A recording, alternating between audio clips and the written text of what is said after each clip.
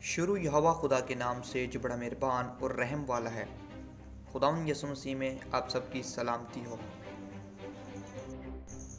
Today we are going to talking about the seven feast of Lord. खुदावंद की 7 ईदें कौन सी हैं?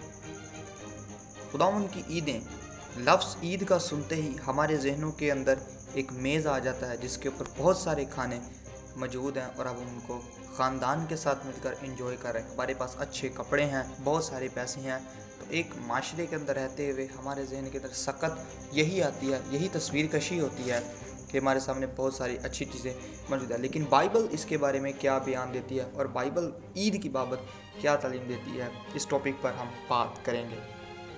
एक बात मैं आपको बता देना चाहूँ कि ये मेरी तालीम नहीं, ये बाइबल की तालीम है और ईद का जिक्र खुदावन ने पहले ही से हमें दे दिया था और इसकी जो जड़ है, इसकी जो रूट है, वो पुराने अहदनामे के अंदर मौजूद है और हमें शुरू से यही सिखाया जाता, बताया जाता है कि ये यहूदियों की ईदें हैं, ये शरीयत की ईदें हैं, ये ख़त्म हो चुकी हैं, हमारा इससे कुछ वास्ता नहीं। लेकिन जब हमने खुद शख्सी तौर पर इसको पढ़ा, इनको जाना, इनका मतालिया किया और खुदावंद से मदद मांगी, रूहुल कुद्दूस की तहरीक के साथ आगे बढ़े, तो खुदावंद ने हमें इसका जवाब दिया और अब ये हमारा फ़र्ज़ बनता है कि हम इसको आगे लेकर चलें और खुदा के कलाम की मुनादी आप तक पहुँचाएँ।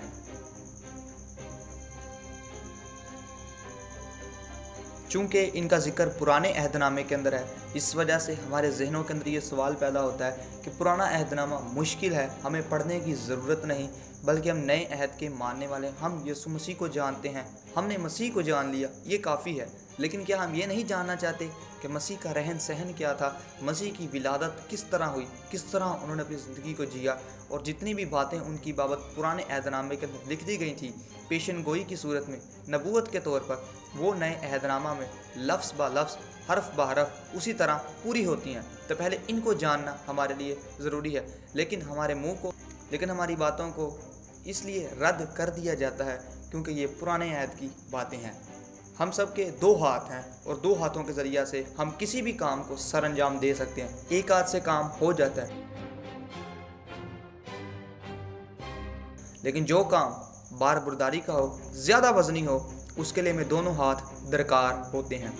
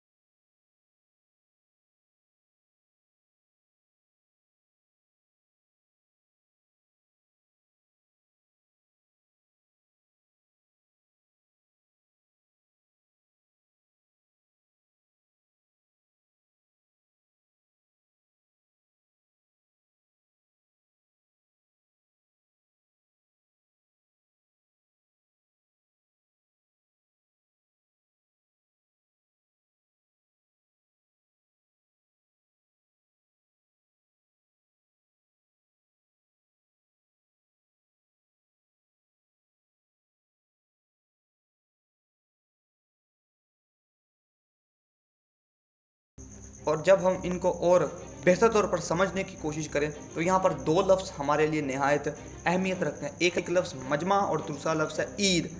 मजमा के लिए अबरानी लफ्ज़ जो इस्तेमाल हो वो है मिकरा, और मिकरा का मतलब है ड्रेस रिहर्सल, यानी कि दोहराई करना, एक काम को बार बार। दूसरा लफ्ज़ है ईद, और ईद के लिए अबरानी लफ्ज़ जो आया वो है मोयत या मोदोही, मोयत या मोदोही। तो इसका तलफ़ुज़ थोड़ा सा फ़र्क है, लेकिन क्योंकि लैंग्वेज के अंदर थोड़ा सा फ़र्क आया, ग्रामर का थोड़ा सा इसमें डिफरेंस है, लेकिन इसका जो मतलब है, जो इसका मफ़हूम है वो एक ही है, और इसका मफ़हूम है अपॉइंटमेंट, यानी कि मुकर्रर औकात, वो दिन जो खुदावंद की तरफ से मखसूस किया गया, जिस दिन हम उसके पास हाजिर हों वो कहलाएगा ईद। अब आप सोचेंगे कि हम तो खुदावंद के हजूर हर वक्त हाजिर हो सकते हैं, क्योंकि आपने फरमाया जहाँ 2 या 3 लोग मेरे नाम से जमा हो मैं वहाँ पर मौजूद हूँ। हाँ, हम ईमान रखते हैं कि वो वहाँ पर मौजूद है, लेकिन एक मिसाल के साथ ऑफिस के अंदर जॉब करते हैं तो आपके अपने बॉस के साथ काफ़ी अच्छे रिलेशनशिप्स हैं, आप उनके साथ रोज़ मिलते हैं, हत्ता कि आप उनके साथ लंच भी करते हैं, लेकिन आप उनके साथ रोज़ मिलते हैं, आपकी अच्छी उनके साथ गुफ्तगू है, उठक बैठक है, एक शख्सी रिश्ता आपका उनके साथ कायम है, तो आप उनको रोज़ मिलते हैं। लेकिन क्या ही खूबसूरत बात होगी कि एक दिन वो आपको कॉल करें खुद के आज मैंने आपको टाइम देना है, कि आप उनसे रोज़ मिलते हैं, तो एक दिन आपका बॉस आपसे कहे कि आज मैंने आपसे मिलना है, तो वो आपके लिए एक वक्त मखसूस कर रहा है। तो इसी तरह खुदावंद भी हमसे हर रोज़ बात करता है, लेकिन एक वक्त उसने मखसूस किया हुआ है, जो ये वो चाहता है कि ये मेरे पास आकर सेलिब्रेट करें, मेरे पास आएँ, मैं इनके लिए हर काम को सरअंजाम दूँ। और बाइबल मुकद्दस के अंदर बहुत सारी ऐसी शहादतें मिलती हैं जिनके अंदर खुदावंद का हुक्म है, गैर अक़वाम में से भी आकर इनको मनाएगा, मैं उसकी दुआ को सुनूंगा। तो इस कदर इनकी फजीलत है, इस कदर इनका रुतबा है, क्योंकि ये अपॉइंटमेंट है, ये खुदावंद का हुक्म है, किसी इंसान का हुक्म नहीं है। टोटल 7 ईदें हैं जिनका खुदावंद ने हमें हुक्म दिया है। तो ये 2 मौसमों के अंदर इनका जिक्र हमें मिलता है, एक बहार की और दूसरी ख़िज़ा की।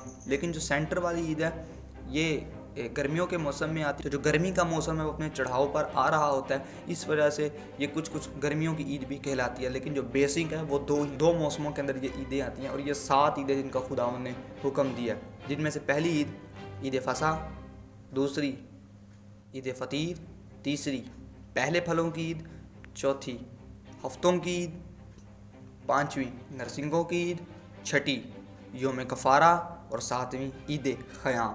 तो ये हैं वो 7 ईदें का रब्बुल इज़्ज़त ने हुक्म दिया और कहा कि जोश व खरोश के साथ आपने इनको मनाना। तो ये वो 7 ईदें हैं जिनका जिक्र हमें मिलता है, और खुदा ने इनकी डेट्स भी बताई और कहा कि किस किस तारीख़ पर किस दिन आपने इनको मनाना है। सो इनकी तारीख़ें भी मुख्तस की गई हैं। अब ये जो तारीख़ें हैं बाइबल के और हमारे, क्योंकि जिस कैलेंडर को हम फॉलो करते हैं वो इससे बहुत ज़्यादा मुख्तलिफ है। बाइबल का जो कैलेंडर है, पैदाइश की किताब के अंदर हमें मिलता है कि खुदावन ने आसमान पर 2 बड़े नैयर यानी नैयर अकबर और नैयर असगर को कायम किया, ताकि वो दिनों, ज़मानों, बरसों और दिनों में इम्तियाज़ कर सकें। सो जो बाइबल का कैलेंडर है वो सूरज, चाँद और सितारे और सियारे इन सब पर मुश्तमिल है। लेकिन इस कैलेंडर को हम फॉलो करते हैं ये शमसी कैलेंडर, यानी कि ये सूरज के मुताबिक बनाया गया। इसी तरह जो दूसरे कैलेंडर है हिजरी कैलेंडर है, जो दूसरे कैलेंडर है वो कोई चांद के ऊपर मुनहसर करता है, लेकिन वाहिद बाइबल का कैलेंडर है जो तमाम चीज़ों को सामने रख कर चलता है। तो चूँकि बाइबल का कैलेंडर इन तमाम बातों के खुलासे के बाद वजूद में आता है, तो इसलिए इनके जो डेट्स हैं, बाइबल की डेट्स हमारी डेट से मुख्तलिफ हो सकती हैं, दिन भी मुख्तलिफ हो सकते हैं, लेकिन जब हम बाइबल के कैलेंडर को सामने रख कर इनको फॉलो करेंगे तभी हमें इनकी समझ आएगी कि ये ईदें ना ज्यूश के लिए, ना जेंटाइल्स, ना यहूदी और ना गैर अक़वाम के लिए, बल्कि उनके लिए हैं जो खुदा उन पर ईमान रखता है। और मैं आखिर में एक बात आप सबको ज़रूर ये सपुर्द करूँगा और आप इस पर ज़रूर अमल कीजिएगा कि लूसीफ़र पूरी कोशिश करेगा कि इन बातों के बाद आपके ज़हनों को ख़राब करे कि ये नई तालीम आ गई है। अजीज़ों, ये नई तालीम नहीं, तालीम तो पुरानी है। बात सिर्फ इतनी सी है कि हम इसको पढ़ते नहीं, और हमने सारे का सारा ठेका जो है अपने बड़े लीडरान को दे दिया गया। सो मैं आपसे इल्तमास करूँगा कि ख़ुद आप इसकी तहकीक को तफ्तीश करें और पढ़ें, और इस वीडियो को देखने के बाद, इस मैसेज को सुनने के बाद दुआ करें और खुदावन से ज़रूर मदद मांगे कि खुदावन मुझे जा। और आगे सीरीज़ के अंदर हम जानेंगे कि ये सारी की सारी जो बातें हैं वो खुदावन यीशु मसीह की ज़ात के ऊपर पूरी हुई, और ये पूरे का पूरा प्लान था जो खुदावन ने इसको पूरा किया। क्योंकि आमोस की किताब उसका 3 बाब और 7वीं आयत के अंदर लिखा हुआ है, यकीनन खुदावन खुदा कुछ नहीं करता जब तक कि अपना भेद अपने खिदमत गुजार नबियों पर आश्कारा ना करे।